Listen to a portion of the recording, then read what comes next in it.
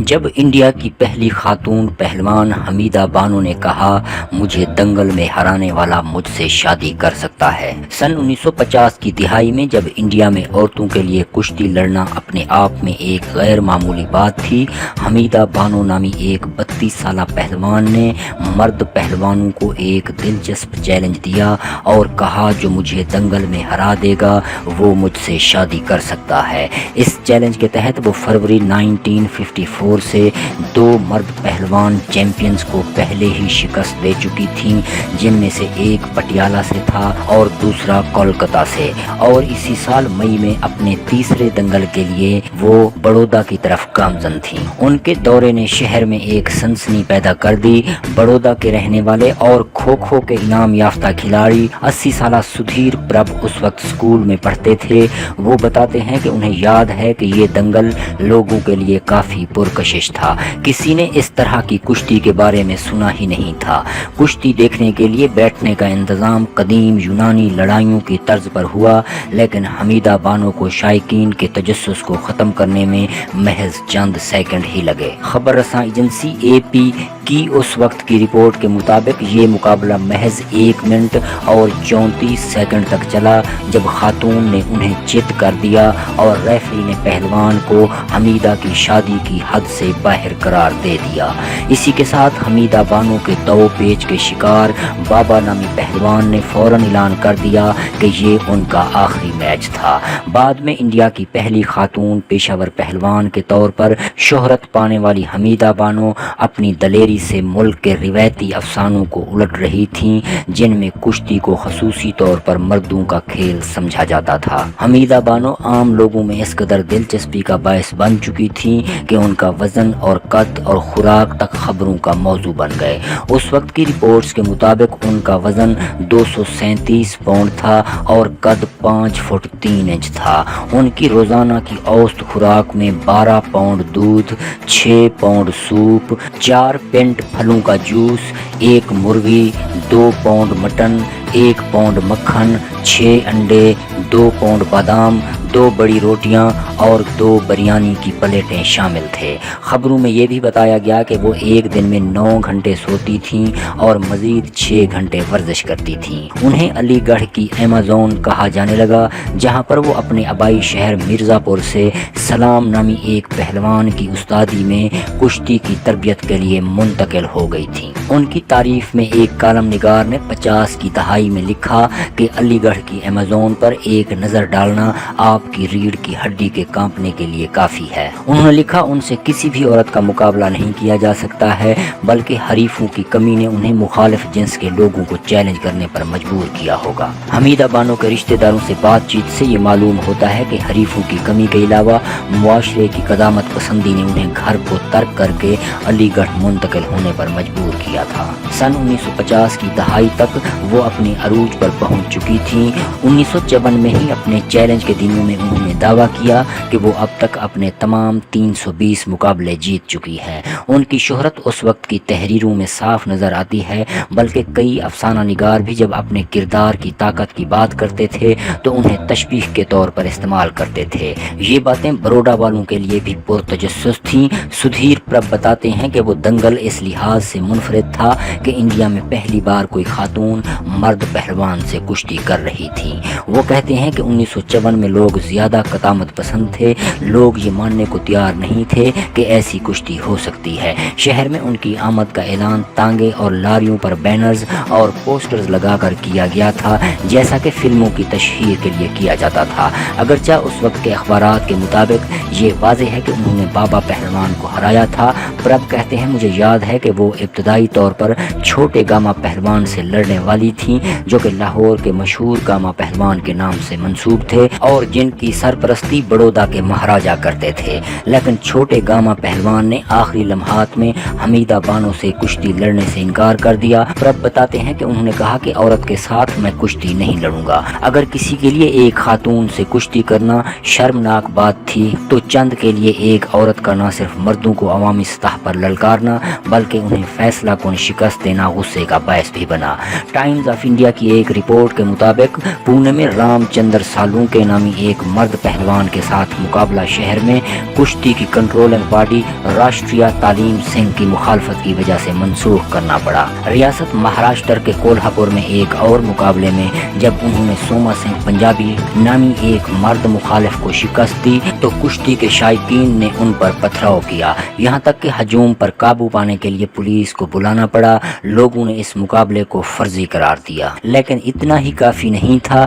مصنف رنون جے سین اپنی کتاب nation at play a history of sport in India میں لکھتے ہیں کہ ان تقریبات میں کھیلوں اور تفریح کی شباہت اس حقیقت سے واضح ہوتی ہے کہ حمیدہ بانو کے مقابلے کے بعد دو پہلوانوں کے درمیان مقابلہ ہونا تھا جن میں ایک لنگڑا اور دوسرا اندھا تھا، لیکن اس میچ کو تفریح کے طور پر یا شاید طنز کے طور پر ترک کر دیا گیا کیونکہ نابینا پہلوان نے دانت میں درد کی شکایت کی، جس کے نتیجے میں اس کا حریف فاتح قرار پایا۔ رنون جے سین کے مطابق حمیدہ بانو کا آخرکار ریاست کے وزیر اعلیٰ موراجی دیسائی سے ان کے دنگل پر پابندی کے خلاف شکایت کرنی پڑی، لیکن دیسائی کا جواب تھا کہ مقابلے پر پابندی جنسی بنیادوں پر نہیں بلکہ منتظمین کے بارے میں کئی شکایات کی وجہ سے لگائی گئی تھی جو کہ بظاہر بانو کے خلاف ڈمی پہلوان اتار رہے تھے۔ حمیدہ بانو کے خلاف کشتیوں میں ڈمی پہلوان یا کمزور مخالفین کا استعمال اس وقت ایک وسیع پیمانے پر نظریہ تھا۔ حمیدہ کی شہرت کے بارے میں بات کرتے ہوئے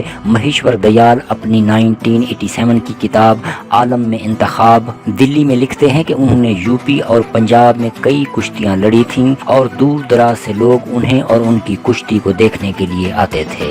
وہ مزید لکھتے ہیں کہ وہ بالکل مرد پہلوانوں کی طرح لڑتی تھیں، اگرچہ کچھ کا یہ کہنا تھا کہ حمیدہ بانو اور مرد پہلوان کا آپس میں خفیہ معاہدہ ہو جاتا تھا اور وہ جان کر حمیدہ بانو سے ہار جاتا تھا، حالانکہ کئی مرد مصنفوں نے ان کے کارناموں کا مذاق اڑایا ہے یا ان پر سوال یا نشان لگایا ہے۔ فیمینسٹ مصنفہ قرۃ العین حیدر اپنی آٹو بایوگرافیکل کہانی ڈولن والا میں حمیدہ بانو کا ذکر کرتے ہوئے بتاتی ہیں کہ ممبئی میں 1954 ایک عظیم و شان آل انڈیا دنگل کا انعقاد کیا گیا تھا جس میں انہوں نے کمال دکھایا تھا۔ وہ لکھتی ہیں بقول میرے ملازم فقیر کوئی مائی کا لال اس شیر کی بچی کو نہ ہرا سکا تھا، اور اسی دنگل میں پروفیسر تارا بائی نے بھی بڑی زبردست کشتی لڑی تھی اور ان دونوں پہلوان خواتین کی تصویریں اشتہاروں میں چھپی تھیں جن میں وہ بنیان اور نیکر پہنے ڈھیروں تمغے لگائے بڑی شان و شوکت سے کیمروں کو گھور رہی تھی۔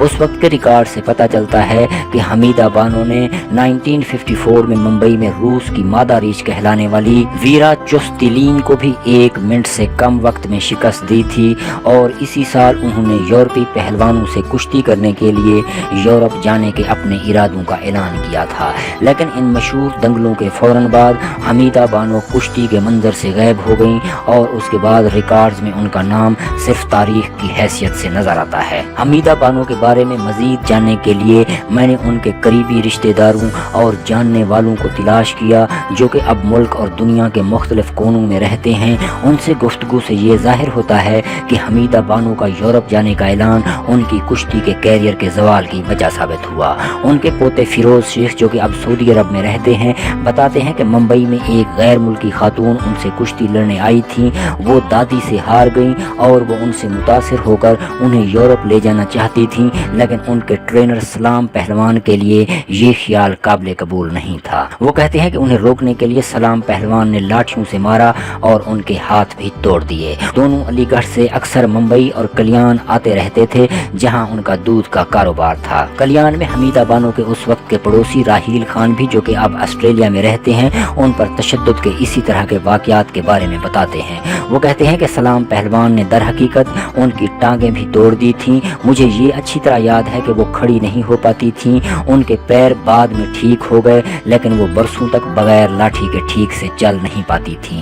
دونوں کے درمیان لڑائیاں معمول بن گئیں۔ سلام پہلوان علی گڑھ واپس چلے گئے لیکن حمیدہ بانو کلیان میں ہی رک گئیں۔ راہیل بتاتے ہیں کہ 1977 میں جب سلام پہلوان حمیدہ بانو کے پوتے کی شادی میں کلیان ایک بار پھر آئے تب دونوں کے درمیان شدید لڑائی ہوئی، لاٹھی لے کر نکل گئے تھے دونوں طرف سے لوگ۔ हालांकि सलाम पहलवान असर रसूख के मालिक थे।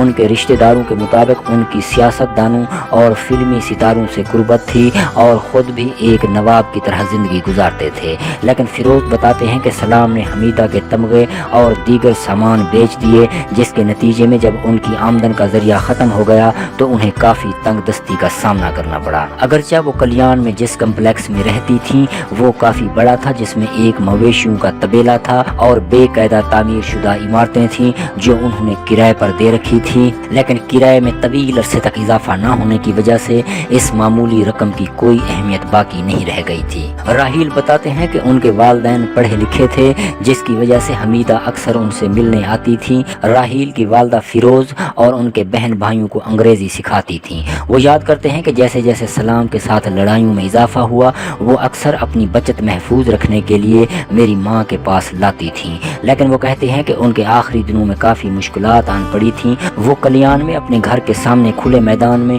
बूंदी बेचा करती थीं। हालांकि उन्होंने अपने बच्चों को अलीगढ़ या मिर्ज़ापुर जाने से सख्ती से मना किया था। सलाम पहलवान की बेटी सहारा, जो कि अलीगढ़ में मुकीम हैं, ने मुझे बताया कि जब वो बिस्तर मर्ग पर थे तो हमीदा उनसे मिलने एक बार अलीगढ़ वापस आई थी। हालांकि मिर्ज़ापुर में हमीदा के रिश्तेदार इस मामले पर बात करने से कतराते हैं, लेकिन अलीगढ़ में सलाम पहलवान के रिश्तेदारों से गुफ्तगू के दौरान एक अहम खुलासा हुआ और वो ये कि उनके मुताबिक हमीदा बानो ने असल में सलाम पहलवान से शादी की थी और वो भी आज़ादी से पहले। लेकिन इस हफ्ते हमीदा बानो के मौजू पर जब सहारा से फ़ोन पर मेरी बात हो रही थी तो मुझे एहसास हुआ कि वो हमीदा बानो को अपनी माँ कहने से गुरेज कर रही है। मेरी तरफ से मजीद इसरार करने पर उन्होंने बताया कि हमीदा उनकी सौतेली माँ थी। उनका दावा है कि हमीदा बानो और सलाम पहलवान ने शादी कर ली थी। सहारा ने बताया कि हमीदा बानो के वालिदैन उनके मर्दों का खेल खेलने यानी कुश्ती लड़ने के खिलाफ थे। इसी दौरान सलाम पहलवान शहर के दौरे पर गए, जिसने उन्हें बाहर निकलने का मौका फराहम किया।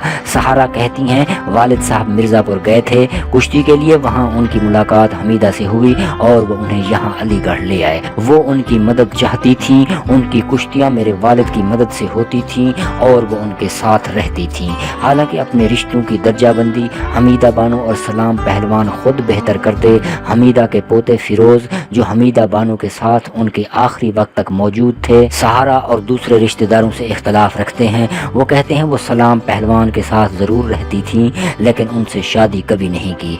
वो अपने और अपनी दादी हमीदा बानो के रिश्तों के बारे में वजाहत करते हुए बताते हैं कि दरअसल दादी ने मेरे वालिद को गोद लिया था, लेकिन मेरे लिए तो वो मेरी दादी हैं। हमीदा बानो और सलाम पहलवान के ख़ानदान के रुकन के मुतज़ाद दावों के बावजूद उनके ज़ाती रिश्तों की बारीकियां आज अहम नहीं हैं, लेकिन ये अहम ज़रूर है कि ये तकरीबन यकीनी है कि कोई माई का लाल पैदा नहीं हुआ जो उस शेर की बच्ची को ताहयात कुश्ती में हरा सका हो।